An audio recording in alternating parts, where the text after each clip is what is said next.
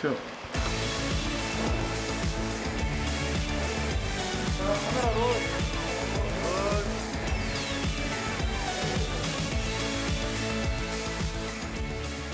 일하는 그대 리스펙. 오늘도 만났어요. 네. 근데 오늘은 우리가 같은 옷을 입고 만났네요. 아, 그러니까요. 보여주세요, 이렇게 각자.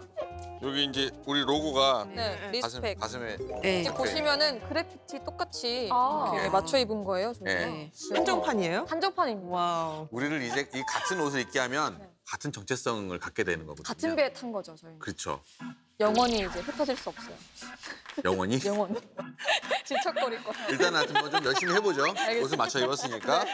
자, 노동인권 카페 문을 열었습니다. 그동안 우리 리스펙에서 해고 노동자, 비정규직, 그리고 특수고용 노동자, 그리고 노동자를 노동자라 부르지 못하는 우리 사회 홍길동 같은 노동자들의 이야기를 듣고 기록을 해왔죠. 그렇죠. 그런 의미에서 우리 기록 노동자 어. 김은진 작가님, 네. 노동 현장을 기록하는 의미에 대해서 말씀을 좀 부탁드릴게요. 요즘 우리 사회는 전부 다 뭐 코인, 주식 이러면서 노동하는 사람을 굉장히 우습게 본다고 할까요? 노동의 가치를 굉장히 폄하한다고 할까요? 일 안 하고 버는 게 더. 예, 일 안 하고 버는 그대 리스펙이죠.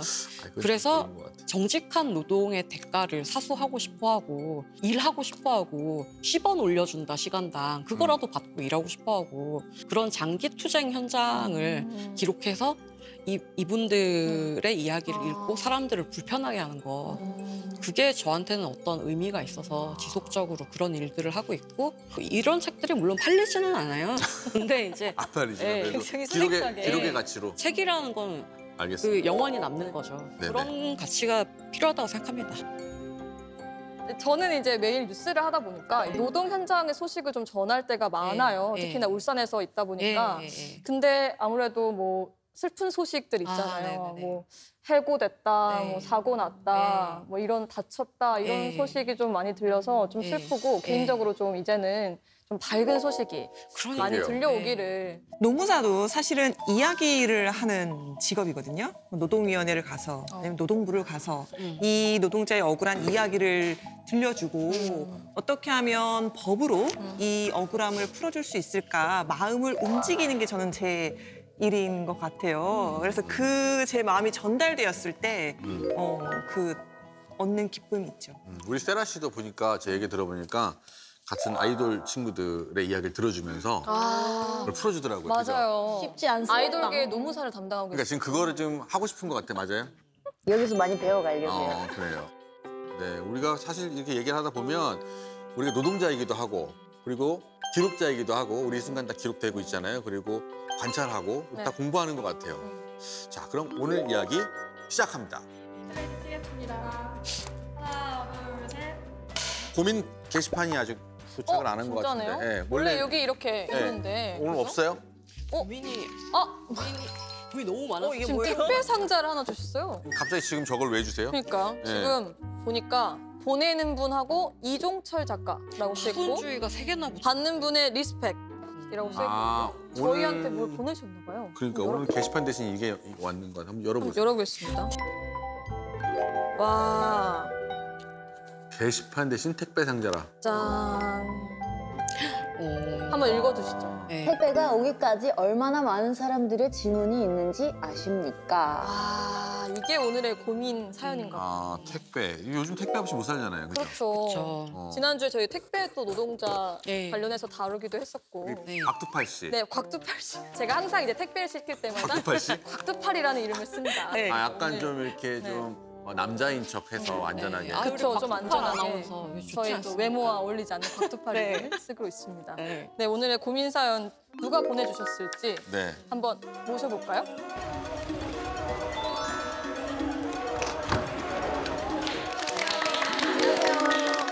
환영합니다. 자, 저희에게 택배 상자를 보내셨습니다. 네. 네. 이종철님.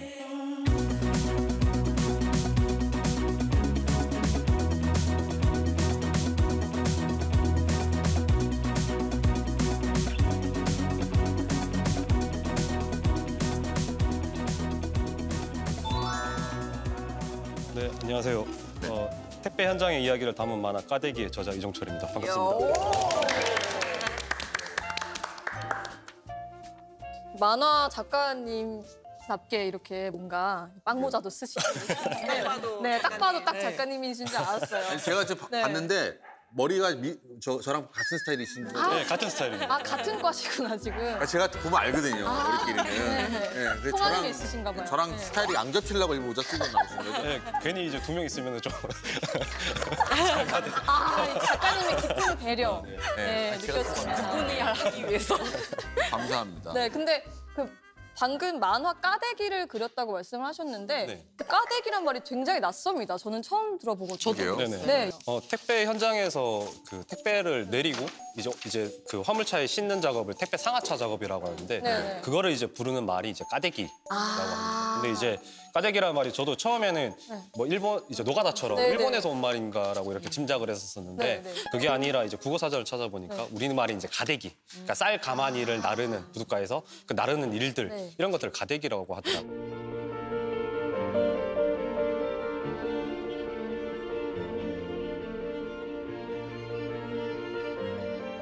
아주 많은 이야기가 담겼더라고요. 그러니까요. 네, 그냥 다 알겠었어요? 네, 혜림 씨. 이게 다 그냥 계속 짐만 나와. 이거 봐봐. 짐을 그리느라 되게 힘드셨겠어요.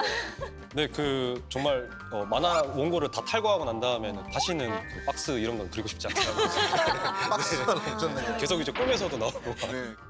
그러니까 네. 보통 택배 상하차가 일명 지옥 알바, 네. 극한 알바 이렇게 많이 얘기가 되잖아요. 네. 그러니까 그거를 6년 동안 하시고 그 와중에 또 만화도 그리고 네, 하신 네. 거예요?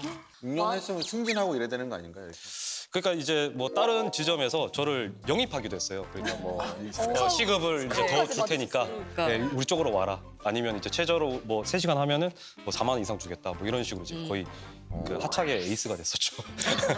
그래서 저희가 그 사연을 가지고 아, 한번 네. 드라마를 네, 여기서요? 만들 수 있을까 해서 저희가 한번 좀 준비를 해봤습니다. 저희가 가능할지 네. 모르겠지만 열심히 질척대면서. 한번 질척대면서 한번 해보겠습니다. 자, 그래서 질척대려고 첫 번째 에피소드는요. 젖지 않게. 아, 자, 준비되셨나요, 근데 다들? 지금 여기 나온 하림 씨 사람만 준비되셨어요? 저는요, 예, 뭐 전 연습해봤습니다, 저. 네, 가능한가요, 연연기? 예, 뭐 이번 예, 기회에 전향하시는 거 아니에요? 저요? 좀 반응 다 보고 갖췄어, 다 갖췄어. 이것까지 갖추면 진짜 완벽한 거 아닙니까? 제가 해볼래요? 해볼래요? 과연 완벽하실지 전향 가능하실지 한번 보겠습니다. 아, 일단 그러면 네. 기대하겠습니다. 왜 내가 들어갔죠? 근데? 택배 기사가 물건을 받으면 고객들에게 배송될 때까지 물건에 대한 책임은 택배 기사에게 있다. 비 온다. 아, 택배 기사 녀석은 정신이 없겠구만. 택배 일을 비닐로 덮어. 어이 박 기사, 내 것도 좀 챙겨줘. 네. 아 빨리 비 안 맞게 천막 안으로 다 옮겨. 야외에 있는 하차장은 날씨엔 취약한데 문제는 이 많은 하차장이 야외에 있다는 것이다. 비는 그칠 생각을 안 하고 배송은 나가야겠고. 아, 돌겠네. 작은 건 조끼 안에 넣고 큰 건 비닐에 감싸서 어떻게든 젖지 않게. 아야야. 물건 괜찮나? 물건은 괜찮네. 에휴, 수수료 700원 벌려고 생쇼를 하는구나. 와, 작가님이 연기까지 되시네요. 오늘 어떻게든 좀 여기가 굉장히 만화가 난 것 같아요. 제가 만화를 이 장면 읽을 때 되게 찡했거든요. 근데 물건 괜찮아 보이는데? 물건이 작아 보여요. 알겠습니다. 저는 이 중에서 이제 와닿았던 대사가 수수료 700원 벌려고 생쇼를 하는구나. 네. 였는데 사실 이 만화를 그리고 나서도 지금 꽤 몇 년이 흘렀잖아요. 네네. 아직도 수수료가 700원인가요? 네, 보통 이제 700원에서 900원 정도 하는데 그 코로나19 이후로 택배 물량이 되게 많아졌잖아요. 그래서 택배 기사님들의 과로사 문제가 이제 네. 이슈가 되기도 했었었는데 그러면서 택배 물량이 많아지다 보니까 택배 기사님들 같은 경우에는 그 물건 하나를 배송했을 때 건당 수수료로 수입을 챙기시거든요. 근데 그게 코로나19 시대 이후에는 물량이 많아지다 보니까 택배 회사에서 야, 너 그 물량이 많으니 많은 돈을 벌잖아. 그러니까 우리가 수수료를 낮출게. 라고 해가지고 700원 이하로 떨어지는 경우도 있고. 행사로 생수병 뭐 6개 드릴을 100원에 팔고 뭐 그걸 너무 100원에 싸게 잘 샀다 이렇게 올리니까 밑에 사람들이 기사는 생각 안 하냐 죽으라는 거냐 이러면서 굉장히 찬반이 뜨거웠어요. 네네. 뭐 여러 가지로 추측할 수 있지만은 저도 그냥 까대기 저자로서 그 까대기 알바생의 경험으로서 이야기하면은 그거는 그 100원에 그 생수를 구매할 수 있는 그런 이제 업체라든지 네. 그것과 이제 계약한 택배 회사의 문제인 거죠. 네. 그 2,500원을 만약에 배송비로 냈다라고 하면은 이게 온전히 택배 기사에게 돌아가지 않아요. 그거를 이제 그 업계에서는 백마진이라고 하는데 마진을 돌려준다라는 그 개념이 있는데 네. 그거를 이제 그 생수 업체와 그 택배 회사 간에 이제 계약을 할 때 우리는 2,500원을 다 받는 게 아니라 여기서 일부분을 너희 업체에게 돌려주겠다. 라고 해서 그 마진을 가지고 생수값, 그 원가를 이제 챙기는 거죠. 네, 그러다 보니까 뭔가 이거는 고객이라든지 택배 기사에게 뭔가 뭐 잘못을 얘기하고 이런 것보다는 그 시스템과 구조 그리고 그 계약 관계에 있어서 그걸 먼저 지적해야 되는 게 아닐까? 근데 빗길에 넘어졌는데 내 몸 괜찮나? 이런 거 말고 물건이 괜찮은가? 이렇게 챙기는 게 되게 애처롭기도 하고 마음이 아프기도 하고 그랬어요. 거기에는 자기의 몸이 졌단 말든 상관이 없는 거예요. 오로지 고객의 택배가 상하지 않게, 젖지 않게. 그게 왜 그러냐면은 뭐 물건을 주문하고 그리고 물류센터에 가고 그리고 화물차에서 오가고 하는 과정에서 이게 만약에 파손이 되면 대부분의 택배 기사님의 책임이 되는데 어떤 지점들 같은 경우는 뭐 명절이 되거나 하면은 택배 기사님들이 월에 얼마씩을 걷어요. 그래서 그걸 가지고 일종의 보험을 만들어요. 이게 어떤 사람의 택배가 이제 파손되거나 상할지 모르니까 그를 돕기 위해서 개처럼 이렇게 해서 개 모임처럼 네. 예, 그렇게 이제 돈을 모으는 거죠.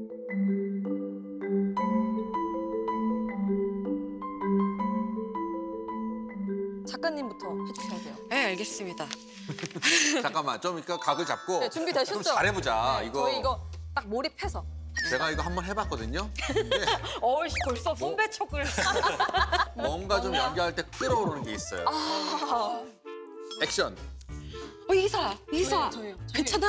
현진이라고 나오는데. 여기 이 기사가 지금 잠깐만. 컷. 잠깐만 다시 집중하세요. 네. 자, 노동자 2. 노동자 2. 아니네. 제가 노동자인 다른 사람이구나. 자 다시요. 죄송해요. 제대로 한 거잖아. sorry 죄송해요. 여기 저기 배우 제3자였어요. 배우 바꿔주세요. 자 노동자 1입니다. 노동 1. 네. 노동자 2. 이. 그리고 여기 노동자 3. 네. 자 저는 지점장입니다. 네. 자 가볼게요. 빌런 연기하시네. 가볼게요. 네. 자 레디 액션. 이사 괜찮아? 이 열이 불덩인데? 아는 병원 있으니까 전화하면 구급차 금방 올 거예요. 저 지점장 산재도 안 드러나가지고 영업자 신고 날까 112 전화 못 하는 거야. 119.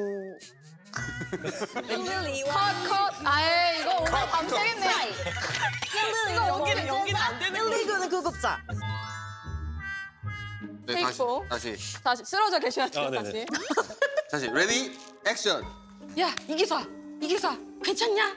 아는 병원 있으니까 전화하면 구급차 금방 올 거예요. 지점장 산재도 안 드러나가지고 이거 영업장 신고 당할까 봐 119에 전화도 못 한 거야. 우리 같은 택배 기사들은 아프거나 다쳐서는 안 돼. 가족이 상을 당해도 낮에는 배송하고 밤에 장례를 치러야 할 거야. 다음 날. 안녕하십니까. 바다씨 왔어? 지원장님 목장갑이 또 너무 더러워서요. 새 장갑 좀. 아이 벌써? 벌써라뇨. 아니 저기 저 박스 안에 그 멀쩡한 목장갑 모아놨으니까 저기서 골랐어. 멀쩡한 장갑이 없는데요? 아이 뭐 어차피 몇 번 쓰고 버릴 텐데 대충 써. 지점장의 그 말이 사람에게는 적용되지 않기를 바랐다. 네. 와 어려웠습니다. 죄송합니다. 빌런님 굉장히 열심히 연기를 잘하셨어요. 진짜 빌런 같아. 네. 제가 평소에도 좀 그런 스타일이신가 봐요. 선배님 다 갖췄잖아요. 뭐 연기도 잘해, 음악도 잘해, 잘생겼어. 이번 기회로 스카우트 당하시겠어요. 제 마음속에 있는 악의 기운을 다 끄집어내서. 그래서 제가, 빌런을 연기하신 거죠. 대충 몇 번 쓰고 버릴 텐데 네. 대충 써 그냥 대충 그거 다 버려지는 거야. 참 제가 연기했지만 얄밉습니다. 그러니까요. 어떻게 저런 말 할 수 있을까? 그러니까 이게 실제 상황이었던 거죠. 네, 실제로 제가 이제 경험했었고 또 이제 마음속에 담아놨던 이야기였었죠. 울분을 두고 보자. 네, 두고 보자. 만화에 내가 쓸 거야. 꼭 끓일 거야. 네, 그리고 이제 좀 택배 현장에서 사람을 쓰는 방식이 제가 이제 6년 동안 해보니까 네. 마치 그 헌장갑 다루듯이 일회용 장갑 다루듯이 언제든지 버릴 수 있고 언제든지 자를 수 있는 그런 환경이라서 네. 그걸 이제 그 헌장갑에 비유해서 담게 됐어요. 그거를 높은 사람들이 인적 자원이라고 얘기를 하잖아요. 그 말이 참 위험한 게 사람이 네. 석유나 석탄 같은 자원이란 얘긴데 사람이 뭐 석유예요? 보통 인적 자원, 인적 자원 많이 네. 하죠. 네. 그럼 참 위험한 말인 거죠. 우리 아이돌 자원이었고 아이돌 자원. 제일 사실 잘 되면 세계를 제패할 만한 자원이. 그렇죠. 네. 근데 항상 뭔가 대체할 누군가가 있다는 사실을 다른 끊임없이 자원이다 맞아, 이거죠. 맞아. 느끼면서 이제 네. 살아가야 되는 게 비슷한 것 같아요. 너 아니어도 돼. 네네네네. 혹시 뭐 경험하신 게 있으세요? 에피소드가 생각나시는 아유 뭐 저는 많죠. 많죠. 저희는 9명이 데뷔조였지만 네. 팀이 2개가 더 있었어요. 아 진짜요? 그래 팀이 항상 두 팀이 더 있었고 그럼 서브 팀이신 거예요? 네, 언제든지 대체할 수 있도록 이렇게 옆에서 연습을 하는 거죠. 그리고 이제 순위표 적어놓고 1등부터 뭐 몸무게, 매력도, 뭐 노래, 매력이요? 매력도, 매력을 어떻게 뭐 호감도 이래가지고 점수가 낮으면 이제 매력 뭐 이런 거 아니에요? 불안한 말로 발목이 아무 가늘다. 주유소에서 저기 휘발유값, 병값 적어놓는. 예, 맞아요. 딱 아니 그거예요. 무슨 사람을 등급 매기서 어떻게 그렇게 매길 수가 있어요? 저 정육점 같이. 우리 다 등급 매겨져 있는 거 아니에요, 여기 혹시? 사실 매겨져 있지 않아요? 매겨져 있는 건가요? 선배님 혹시 왜요?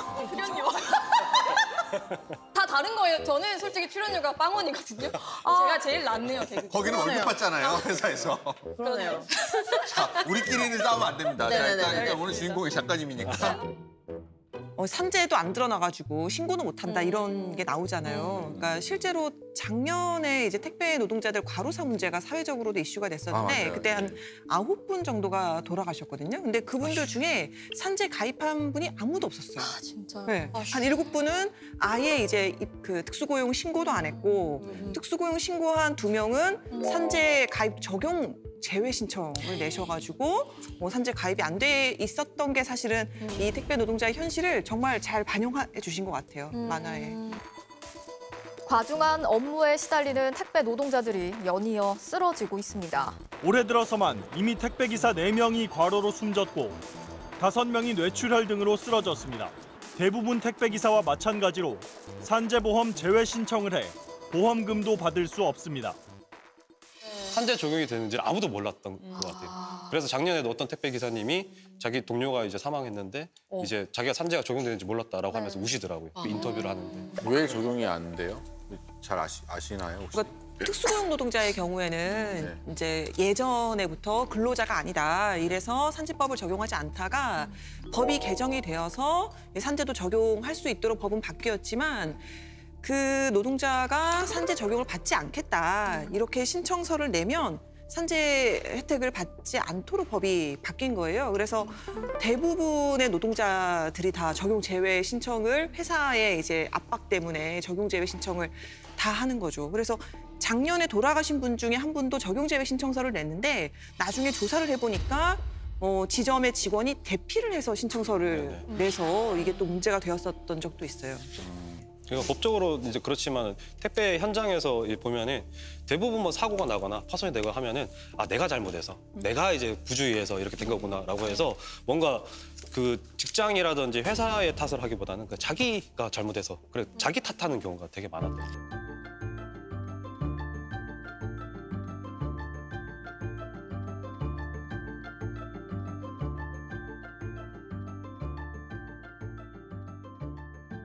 그 물건들이 대부분 사실 이렇게 말씀을 드릴 수 있을지 모르겠지만 그닥 중요한 물건 아닌 게 많아요. 그거 하면서 다치고 그렇죠. 막 뛰어다니고 이러면은 좀 존엄성이 사라지는 것 같은 느낌이 들 것 같은 생각이 드는데 어떠세요? 남들 물건이잖아요. 사실 그렇죠. 기분이 안 좋을 것 같아요. 그런데도 이제 좀 뭐 이런 경우가 있어요. 그 지점에서 일하다 보면은 고객이 택배 기사에게 전화해서 왜 택배 바로 배송 안 하냐고 빨리 배송 안 하냐고 다짜고짜 욕을 하는 경우가 있어요. 세상에. 그러니까 이제 쌍욕을 이렇게 하는 경우가 있거든요. 그러니까 이 택배 기사를 사람이 아니라 택배를 배송하는 기계로 이렇게 생각하는. 그래서 보면은 택배 기사님들이 그런 전화를 받고 나서 엄청나게 상처를 많이 받으세요. 네. 그래서 근데 그럼에도 자기가 이걸 배송을 해야 이제 내 가족을 건사시키고 내가 살 수가 있으니까 네. 그래도 이제 싫더라도 아니면 좀 서글프더라도 배송을 할 수밖에 없는 상황인 거죠. 좀 그럼 설날이나 대목에 농산물들 중에 가장 힘든 게 있을까요? 아무래도 김치였던 것 같아요. 왜냐면은 대부분의 농산물들은 이제 상품화돼서 오기 때문에 네. 무게가 적혀 있어요. 보통 뭐 10kg다, 20kg다 하면은 어느 정도 아 이게 20kg겠지 하고 이렇게 되는데 예상을 김치 하고 같은 경우는 네. 아이스 박스에 그냥 꽉꽉 이렇게 넣어서 오다 보니까 그게 도중에 얼기도 하면 더 무거워지기도 하고 그래서 무게를 가늠할 수가 없어요. 그리고 이게 시간이 지나면 그 안에서 가스가 발생해서 터지기도 하거든요. 예. 김치가요. 그래서 그냥 버리니까. 아이스박스를 힘겹게 들었는데 이게 터져가지고 바지가 다 젖는 경우도 있고 막. 냄새. 예, 예. 그리고 그게 다른 택배를 적게 만들기도 해요. 아, 맞아, 그러다 맞아. 보면은 네. 어떤 고객이 택배를 받았는데 김치 냄새가 난다. 네. 뭐 이러면 또 이제 문제 제기를 할 수가 있는 그럼 상황. 그걸 또 다 어쨌든 네. 책임을 네. 지는 게 네. 그래서 이제 늘 그 겨울에는 온몸에 이제 김치 냄새가 이제 났었죠. 김치 보내지 말는 캠페인 같은 거 해야 돼. 아니 근데 저는 그 뭐 하림 씨도 얘기했지만은 아 제 책을 보고서나 아니면 이제 택배 기사님들이 고생하니까 택배를 시키지 말자. 저는 그건 반대예요. 그러니까 택배는 이제 많이 시키대요. 네, 네. 지금 이제 그 어떤 거기에서의 계약 조건이라든지 그 그렇죠. 열악한 환경에서 일하고 있다 보니 택배 기사님들의 어떤 처우를 개선하면 이제 되는 문제라고 생각하거든요. 저는 택배 요금을 일단 엄청나게 올렸으면 좋겠어요. 그거는 이게- 택배 기사님도 똑같이 말하세요. 고급 서비스가 돼서 그렇죠. 그리고 그 요금을 올려서 그리고 그 이제 택배 기사님이 편하게 일할 수 있게 도구들도 좀 보강을 하고 진짜 일답게 정말 좋은 이 소중한 김치를 네네. 배달할 수 있게 그 기쁨을 줄 수 있게 그 막 싸게 해가지고 막 아무거나 막 다 막 갖다 맞아요. 난리를 만들지 말고 네 얼마나 올렸으면 좋을까요? 뭐 저도 이제 얼마를 올려야겠다 뭐 이런 아니 것보다는 확 써보세요 한번. 한번 저는 제대로 이러시죠. 일단은 그냥 미니멈 한 5,000원? 지금 한 2,500원, 3,000원이니까. 5,000원까지. 네. 5,000원까지. 그냥 기본비가 한 5,000원 네, 정도. 기본비가. 네, 두 만약에 배. 네네. 한 15,000원 올리면 어때요? 5,000원 어유 올리면. 하림 씨가 아주 근데 제 생각에는 설에 아니 정말 필요한 사람만 시키라고. 하림 택배비 15,000원. 제 생각엔 택배를 올린다고 해도 이거를 택배 기사님들이 몇 퍼센트를 가져갈지가 그렇죠. 아까 제가 말씀드렸던 중요한 것처럼 백마지. 700원 가져가면. 그러니까 택배비를 올리는 것도 중요하지만 택배비가 투명하게 택배 업체에 가는지 그것도 이제 중요한 문제라고 생각합니다.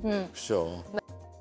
이 책을 쓰시면서 어쨌든 본인의 경험을 쓰신 거잖아요. 한 땀 한 땀 쓰셨으니까 같이 일했던 동료들한테 이 책을 통해서 좀 하고 싶은 말이 있으셨을 것 같아요.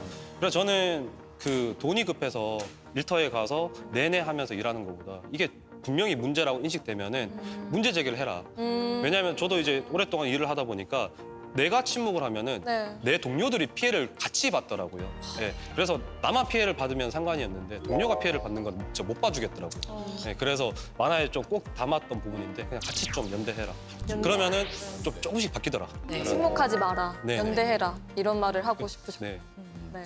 그러면 작가님 저희한테 그 메시지를 보낸 게 네, 저희 택배가 오기까지 얼마나 많은 사람들의 지문이 있는지 아십니까?인데 오늘 하고 싶은 이야기가 이 메시지에 혹시 담겨 있나요? 우리가 택배를 정말 많이 시키잖아요. 네. 네, 그런데 그게 정말 뭐 당일 배송에서부터 이제 1박 2일 만에 이제 저희에게 오는데 그 안에 얼마나 많은 사람들의 노동력이 있기에 그리고 얼마나 많은 사람들의 지문이 있기에 우리가 그걸 이제 빨리 받아볼 수 있는가. 네, 그걸 이제 저희들이 그러면 이런 상황을 이제 알게 됐잖아요. 방송을 통해서 많은 분들이 이제 아시게 됐을 것 같은데 저희들이 해야 될 일은 없을까요? 이 소비자들이 좀 일단 늦게 온다고 역전화하지 하지 말고. 어느 날 이렇게 기본적으로 택배 기사님은 외로운 직업이라 생각해요. 그렇죠. 왜냐하면 대부분의 시간을 혼자 운전을 하고 네. 혼자 배송을 하고. 요즘 또 비대면이라서 더 네, 그러겠어요. 그렇죠. 네. 근데 그랬을 때 당신 옆에 누군가가 있어. 그리고 당신 고생하는 거 우리가 알고 있어라는 그런 관심이 저는 첫 번째라고 생각해요. 네. 전부 화내잖아요. 왜 내 거 아직 옥천 후보에 있냐. 막 그죠. 항상 5,000원. 항상 5,000원. 동료다 삼각지대라. 저도 알거든요. 왜 맞아요. 삼각지대가 있거든요. 5,000원에.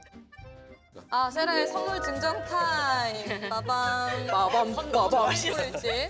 그러게요. 한번 들어보시죠. 이렇게 무게를. 뭘 것 같으세요? 어, 까대기의 경험으로. 그쵸. 까대기니까 딱 이게 책은 아닌 것 같아요. 책은 아닌 것 같아요. 그리고 김치도 아닌 것 같아요. 김치도 아닌 것 같아요. 다행이네요. 무까지? 뭐 이런. 아, 열어볼게요. 뭘지 한번 열어보시죠. 보시네요. 이야. 저희 주인공인데? 하림 씨랑 커플 팀 지금 질척대고 있어. 질척대고 있어요. 이게 괜찮으세요? 네. 사이즈. 맞나요? 이거 입으면 저희랑 한 배 타시는 거예요. 네, 저희 영원히 저희는 네. 질척될 겁니다. 네. 곱살 감당 끼겠습니다. 가능하시죠? 어느 더운 여름날에 11톤 화물차에서 택배가 이제 가득 쌓여 있는데 그걸 이제 내리는 하차 작업을 하고 있었어요. 근데 그 하차 작업을 하다가 이렇게 한 번은 무심하게 이렇게 택배들을 이렇게 봤는데 수많은 당부의 문구들이 있더라고요. 던지면 깨져요. 당일 배송 요망, 부재시 경비실에 맡겨주세요 등등. 근데 그런 당부의 문구들을 보면서 저런 당부의 문구가 상품이나 택배가 아니라 사람에게도 적용되는 사회가 됐으면 좋겠다라는 생각이 들어서 우리 사회를 살아가는 많은 이들에게 좀 전하고 싶은 이제 당부의 문장이기도 했습니다. 그 문장을 마지막으로 인사드리겠습니다. 모두들 몸도 마음도 파손주의입니다. 자, 일하는 그대 리스펙 노동 상담 계속 해보도록 하겠습니다. 네. 요즘 한국 영화가 대세잖아요. 그렇죠. 네, 뭐 있어요? 기생충, 그렇죠. 미나리 이번에. 미나리. 보셨어요? 이번에 네, 정말 봤어요. 수상 소감도 어떠셨습니까? 너무 멋있고. 멋있죠, 그죠? 네. 어떠셨어요? 봤어요? 아직 못 봤어요? 못 보셨. 못 봐가지고 가만히 있는 거구나.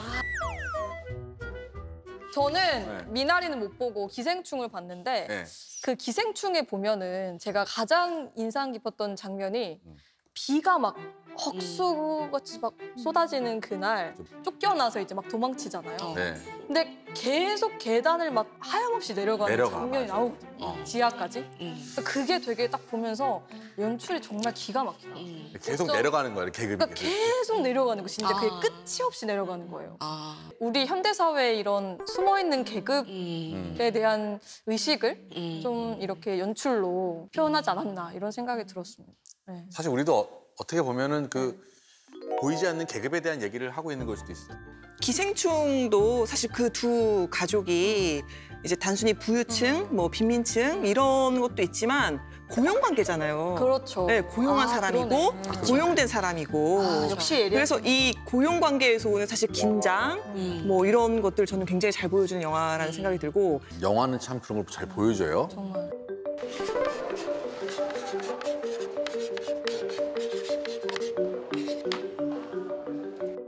자, 그래서 오늘 두 번째 주인공이 네. 또 영화 관련된 분이라고 합니다. 네, 그렇습니다. 너무 궁금해요. 그렇습니다. 빨리 보시죠. 만나보실까요?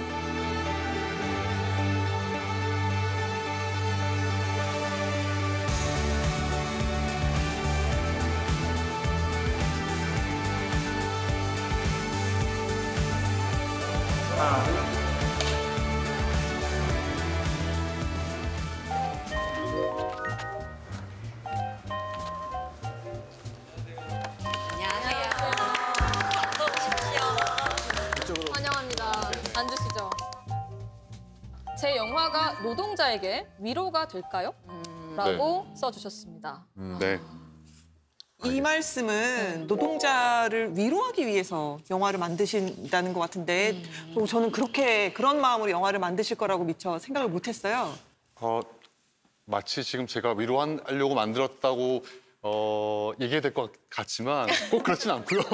다만 네, 저도 좋아서 하는 일이지만 더불어서 좀 위로가 되면 좋겠다. 보시는 분들이 조금이나마 위안을 얻으면 좋겠다라는 마음이 있어서 네. 이런 고민을 좀 써왔습니다. 알겠습니다. 자, 이제 감독님의 이 고민을 바탕으로 네. 본격적으로 얘기를 좀 나눠볼게요. 이건 내려놔도 되나요? 아니요. 아니요, 이거 들고 있어야 되나요? 타이밍에 있어야 됩니다. 저희도 이걸 하거든요. 아, 그러니까 아예 네네. 지금 들으신 김에 아, 그렇군요. 요걸 딱 쳐주세요. 아, 네. 네. 네. 원래 하시던 대로. 네네. 슬래시트. 네. 그럼 뭐 사운드 맞추겠습니다. 네. 네. 그래서 어떤 영화를 만드셨어요? 저는 울산에도 지금 현대조선이라고 해서 네. 조선소가 있잖아요. 네. 부산도 꽤 오래된 조선소가 있거든요. 한진중공업이라고 지금 네. 이제 네. 사명이 바뀌긴 했는데 네. 그 회사에서 배를 짓는 사람들 이야기 30년 정도 된 이야기를 좀 다큐멘터리로 만들었고요. 그리고 네. 이후에는 이제 부산 지하철 노동자들이 딱 규격화된 공간을 만들기 위해서 얼마나 힘들게 노력하고 일하는가를 다룬 언더그라운드라는 영화 그리고 네. 이주민, 이주 노동자 관련한 영화 노웨어맨이라는 영화도 만들었습니다. 네네. 노웨어맨. 강의 시간이 아닌데 막 적고 열심히 얘기를 계세요. 소문으로 듣기로는 감독님 수상 이력이 아주 어마어마하다고 들었습니다. 네, 뭐 운이 좋았고요. 윤여정 선생님 이렇게 얘기하더라. 다 운이 좋았어. 왜냐면 이게 윤여정 선생님이 아카데미 탄 이후에 이렇게 얘기하지 않으면 엄청 건방져 보이는. 그죠. 네, 그래서 이제 운이 좋았습니다. 네, 운이 좋았고. 저기 자꾸 쑥스러워하시니까 세라 씨가 읽어주세요. 그러니까 제가 해보겠습니다. 네. 네. 감독님 수상 이력. 제11회 부산 평화영화제 불안불안 감독상 심사위원 특별상. 제17회 서울 환경영화제 한국환경영화상 우수상. 한국환경영화제 관객심사단상. 제24회 부산국제영화제 기프메세나상. 네네. 굉장히 많네요. 네. 제4회 들꽃영화상 다큐멘터리 감독상. 제17회 부산영화평론가 협회상 심사위원 특별상. 제6회 부산평화영화제 홍보는 평화상. 제40회 서울독립영화제 대상. 와, 박수 한번. 대상입니다. 대상. 자, 우리 감독님 영화 우리 다 예습하고 왔습니다. 예습하고 왔죠. 네. 네. 저도 영화 굉장히 좋아하는데 다큐멘터리 봤습니다. 굉장히 장면이 멋있더라고요. 어떠한 의도로 다양한 노동 장면을 담으셨는지. 어떤 특정한 의도가 있어 촬영한 건 아니고요. 네. 그러니까 제가 유독 그런 일하는 모습 같은 걸 촬영하는 걸 좋아하는 것 같아요. 왜? 저는 약간 덕후 기질이 있어가지고 저도 특정한 어떤 공장에서의 프레스 머신들이 막 이렇게 도열해 있는 모습 뭐 이런 것들을 좋아했던 것 같아요. 어릴 때부터. 배를 만들거나 아니면 기차를 분해하고 조립하고 이런 것들까지 해서 좀 그런 장면들을 좋아하고 일종의 사람과 기계의 대결 이런 걸 보는 걸 흥미로워해서 그래서 그런 노동이라는 걸 좀 주로 촬영하게 된 것 같고요. 덕후의 기질로부터 생각이 네네네, 돼서 그렇습니다. 영화까지 이어졌군요. 네. 노동 영화 같은 네. 거잖아요. 네네네. 노동 영화라는 게 사실 처음 딱 들으면 뭔가 좀 심각하고 약간 진지하고 네네. 좀 쉽지 않다 이런 얘기가 딱 먼저 떠오르는데 우선 말씀하신 MC님의 노동 영화라는 어떤 표현이 노동 영화라는 표현이 사실 좀 짚고 가야 될 것 같은데 저는 앞서 왜 기생충 얘기도 하셨는데 네네. 기생충에도 캐릭터를 소개할 때 보통 이성균 씨는 IT 기업 사장이나 또 송강호 씨는 운전기사 이렇게 어떤 캐릭터의 직업을 보통 이야기하잖아요. 그렇게 특별하게 이제 일하는 것들이 다루어진 노동 영화라는 게 따로 없다고 저는 생각하거든요. 그러니까 사실 다 어떤 이야기가 진행될 때 네. 각자의 직업들을 현대사회에서 가지고 있어야 되잖아요. 네. 그래서 아마도 이제 좀 제 생각에는 이걸 좀 간편히 표현하기 위해서 노동쟁의 현장이나 아니면 노사 간 관계를 혹은 노동자들의 일을 다루기 위해서 노동 영화라고 그냥 좀 쉽게 표현하시는 것 같아요. 그래서 그런 영화를 만들었던 것 때문에 아마 저에게 노동 영화를 만든다고 표현하시는 것 같습니다. 그냥 영화를 만드시는 거예요. 네네. 사람 사는 이야기를 다루신 거네요. 맞습니다. 맞아요. 네. 맞아요. 그 중에서 조금 더 애착이 갔던 영화 혹은 장면이 있을까요? 언더그라운드 촬영할 때 네. 제가 이제 터널을 지하 터널을 촬영하는 일이 있었어요. 여기가 사실 일반인들이 접근하지 못하는 일종의 프리패스가 있어서 들어갈 수 있는 그런 공간이어서 거길 들어가 촬영했던 기억이 제일 크고요. 지금 이 장면 말씀하시는 거. 예, 맞습니다. 나오고 있는 장면이네요. 되게 원형의 공간인데 이 공간이 되게 예쁘고 되게 그림이 시네마틱해요. 그래서 저가 되게 좋아하던 장면이고 이 장면이 부산 영화제 때 티저 포스터로 사용되기도 했습니다.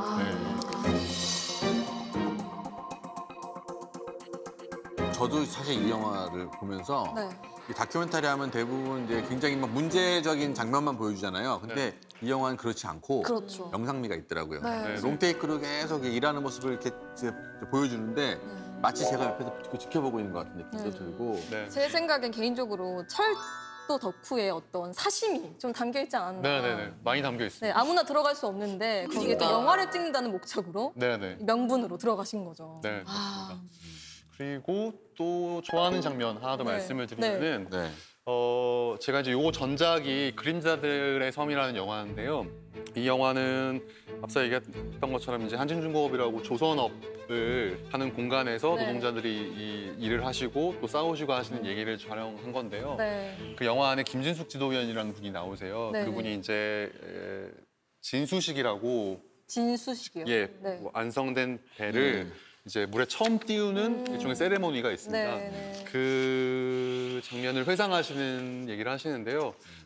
그때 이제 보통 진수식을 하면은 그 당시에는 조선업이 국가기관 산업이었기 때문에 대통령도 오고 관료들도 오고 그리고 또 사장단도 와서 이렇게 커팅도 하고 폭죽도 터뜨리고 막 하거든요. 네. 근데 이제 그 씬에 보면은 노동자들은 한켠에 이렇게 비껴나 있어요. 자기네가 그래서 만들었는데. 그렇죠. 예. 대주인은 난데 이런 생각이 드는데 그래서 그 노동자 한 분이 그 논지라고 철판을 논지라고 부르시더라고요. 그 철판 위에 이렇게 피던 담배를 올리시면서 진수가 누구 나간다 이렇게 말씀을 하시거든요. 근데 그 말씀은 사실 그 배를 지으면서 굉장히 많은 노동자들이 죽었고 그 배에 죽은 누군가가 이제 물에 띄워서 멀어지는 장면이잖아요. 그래서 그런 얘기를 좀 하셨던 게 그래서 그 장면을 좀 회상하시는 모습을 제가 이제 편집하면서 만들어 놓고도 저도 많이 찡했었거든요. 그게 좀 기억에 남네요. 처음에 입사해서 몇 명씩 하는데 아저씨가 담배 뿡 소리가 나니까 담배 불 붙여가지고 그 논지 위에 철판에다 이렇게 올려놓더니 진수가 누구 나간다 이러는 거예요.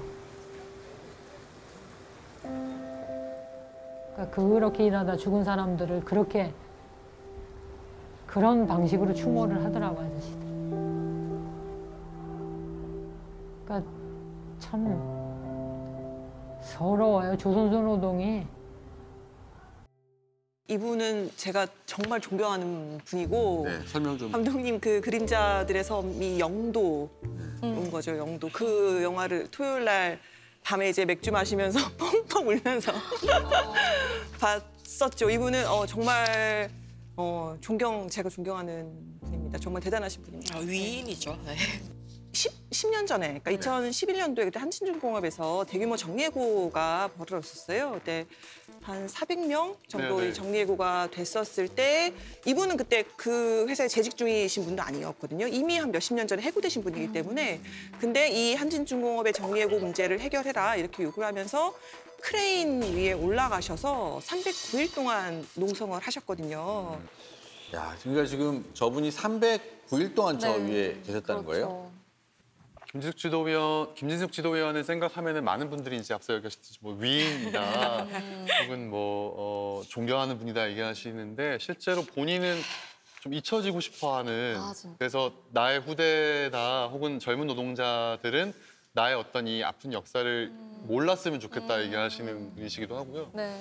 저는 좀 대단하다고 느낀 지점은 뭐 많은 분들이 생각하시긴 할 테지만 사실 이제 저도 이제 나이가 먹다 보니까 일종의 먹고 사니즘에 빠지는 경우가 많아요. 그래서 그렇죠. 이러저러한 것들에 타협을 하기 시작하기도 하고 뭐랄까 되게 많은 순간 매 순간 흔들리는 매 순간에 되게 많이 흔들리긴 하는데 여튼 그런 원칙과 소신 이런 걸 지켜냈던 사람이라는 거. 그러니까 뭐 이 사람이 309일을 거기서 묵고 뭐 많은 노동자들의 해고를 막기 위해서 그 위에서 싸웠다는 것이 저는 중요하다기보다는 외려 그 약속 같은 것들 지키려고 하는 지점. 그러니까 내가 먼저 간 노동자들, 친구들과의 약속을 지키려 했다.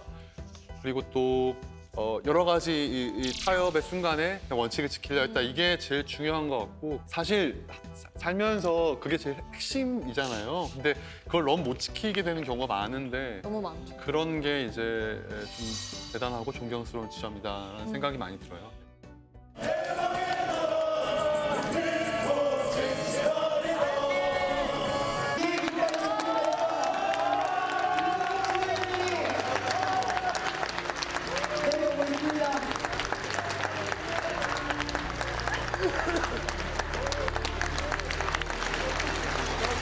더 이상 앞으로 나가면 안 됩니다. 고생하셨습니다. 네. 의원님 국제신문의 김학입니다.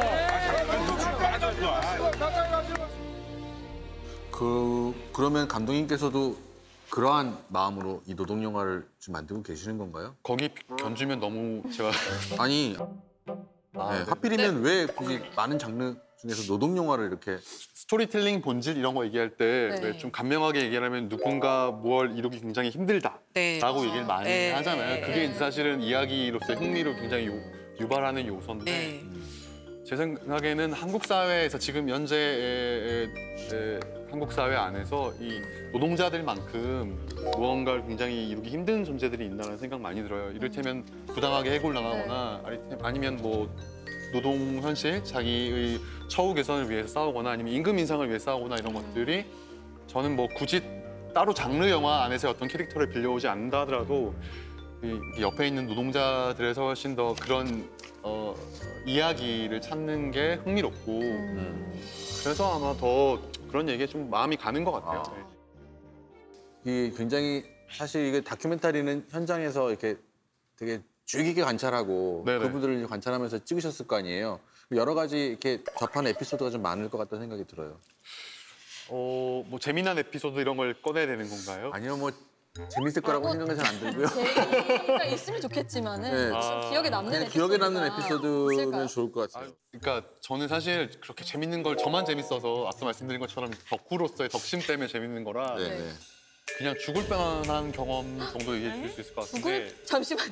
저희가 재밌는 거 잠시만요. 저희가 지금 재밌는 에피소드 뭐 죄송합니다. 라이트한 거 지금 받았는데 갑자기 네네. 아니 죽을 그냥 뻔한 경험 기억나는 정도 이렇게 근데 저한테 기억에 남는 건 좀 잔상이 들어봅시다. 깊은 건 그거라서요. 제가 이제 그 인터뷰하느라고 저희 조감독이랑 촬영 감독이랑 이제 세팅을 하게 두고요. 그 야간이었어요. 그 기지창이라고 보통 기차들이 이제 정체되어 있거나 혹은 시운전이라고 그 검수가 끝난 차량들이 돌아다니는 데가 있거든요. 네네네. 거기서 이제 저 혼자 좀 욕심이 과해서 네. 찍어보느라고 야간에 혼자 카메라를 두고 찍고 있는데 네. 이제 선로에는 불빛도 없는 거예요. 근데 저쪽 뒷골 저 멀리서 저 멀리 소리 들리는 거예요. 이게 뭔가 싶었는데 이게 점점 가까이 들리더라고요. 그래서 뒤를 돌아봤더니 정말 한 1초 상간에 철도가 저를 덮칠 수도 있어서 제가 잽싸게 피했어요. 근데 이제 피하면서도 저도 이제 너무 놀라서 와. 비서고를 막 남발하면서 우악 뭐 이렇게 피했던 기억이 막 있고 이렇게 세상에. 근데 이제 정말 웃으면서 말씀을 하셨지만 굉장히 위험한 순간이잖아요. 네네네. 찰떡이 네. 철도에 목숨을 바칠 뻔했어요. 그러니까요. 제 유작이 될 뻔했습니다. 그러니까.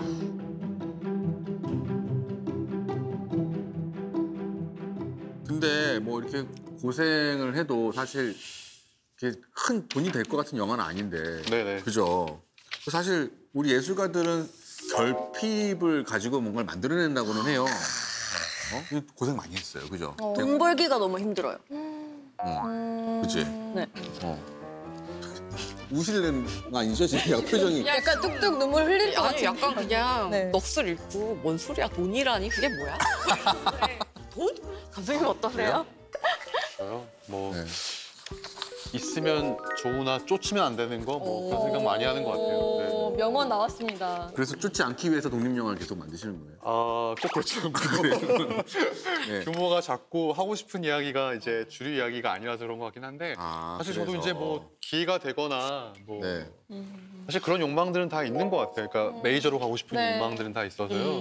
뭐 그 욕망을 제가 없는 것처럼 구는 것도 너무 그건 또 웃긴 아니고. 얘기인 것 같기도 네. 하고요. 약간 세속적인 질문인데 네네. 감독님 이렇게 뭐랄까 흥행이 되는 영화는 아니잖아요. 사실 네네, 노동 그렇죠. 영화는. 네. 그래서 이거랑 먹고 사시면 어떻게 조화시키는가 그것이 궁금합니다. 궁금했어요. 그냥 개인적인 네. 질문이신 것 같아 한번 대답해 주세요. 네, 그럼 저는 운이 좋고요. 결혼식 비디오 같은 거 찍나요? 아, 예, 그것도 정말 닥치는 대로 다 했... 질문을. 네. 아니 너무 무례한가? 아니, 전혀 아니다. 무리하지 않습니다. 네. 그 닥치는 대로 다 했었거든요. 네. 저도요. 그래서 뭐 이를테면 결혼식 비디오 알바도 했었고요. 그다음 또 뭐 그 일러스트레이트, 네, 네. 디자인 이런 것도 했었고. 근데 좀 이건 좀 다른 얘기긴 한데 제가 원래 신발 부품 공장에서 한 5년 정도 일을 했었거든요. 그래서 신발 부품 공장이요? 네. 그래서 그 당시에 생산직으로 일을 했었는데 그 당시보다는 지금 제가 이 뭐 소위 문화 노동자로 일하는 게 뭐 급여의 문제건 혹은 수익의 문제건 혹은 처우의 문제건 훨씬 좋은 편이라 네. 전 나름 만족하는데.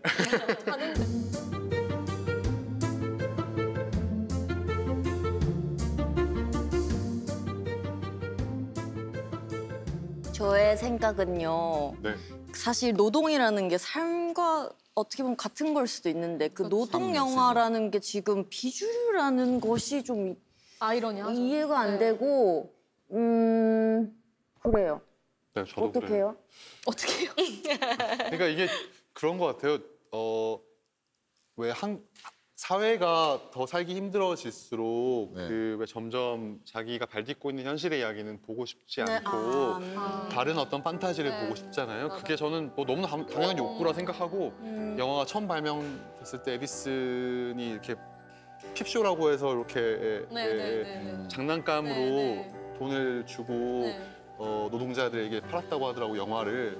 저는 아마 기본 속성이 영화가 그런 거라서 굳이 내 현실을 영화로 보고 싶지는 않을 것 같아서 제 영화가 그렇게 팔리지 않는 이유도 충분히 알 것 같거든요.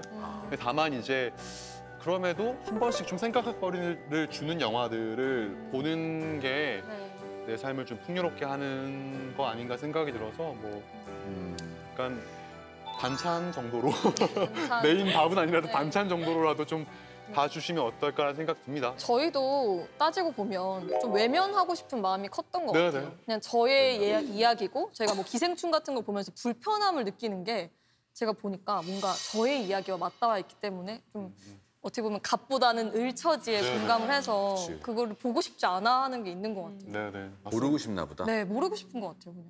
영화로까지 보고 싶진 않아요. 그러니까 나도 이미 힘든데 이것까지 보고 싶지 않은 거죠. 저는 아까 감독님이 철도 덕후다, 기계 덕후다 이렇게 말씀을 하셨는데 제가 영화를 봤을 때는 감독님은 사람 덕후가 아닌가 싶거든요.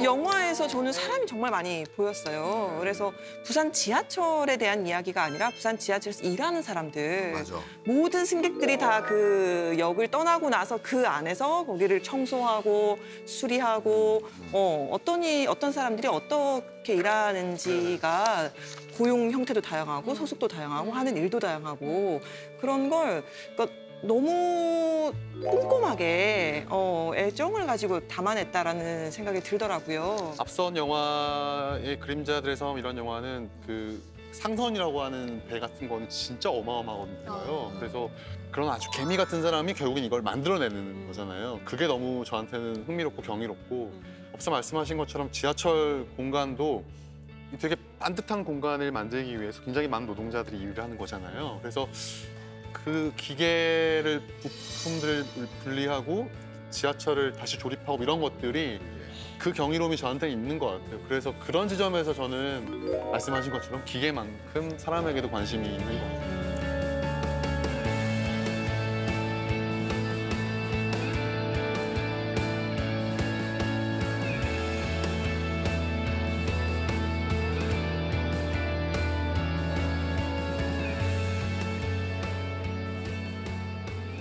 자, 그럼 이쯤에서 우리 김정근 감독님을 위한 저희가 선물을 준비했거든요. 개봉을 한번 해보도록 하겠습니다. 평상시에 바라는 거 있으세요? 아이패드요.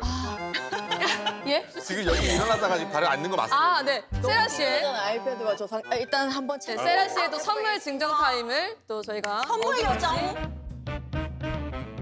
아, 네네. 아, 네네. 다시 닫으셨어요. 바닥에 던지는 거 아니야? 아, 네. 감사합니다. 네. 입으시고 다음 주도 출근하시면 돼요. 아, 네네네. 가능하시겠죠? 저희 끝자리 자리 마련해 주시고. 옆자리로 얘가 준비해 놓겠습니다. 예쁘네요, 되게. 네, 한번 대보시죠. 사이즈는 괜찮으세요? 네네네. 사이즈 작아 보이는데 하여튼 작가님이랑 네, 우리 영화인끼리. 자, 오늘 김정근 감독님과 많은 이야기 나누셔서 정말 행복했습니다. 네네. 그럼 오늘 일하는 그대 리스펙은 여기서 마무리를 하도록 하겠습니다. 일하는 그대 리스펙!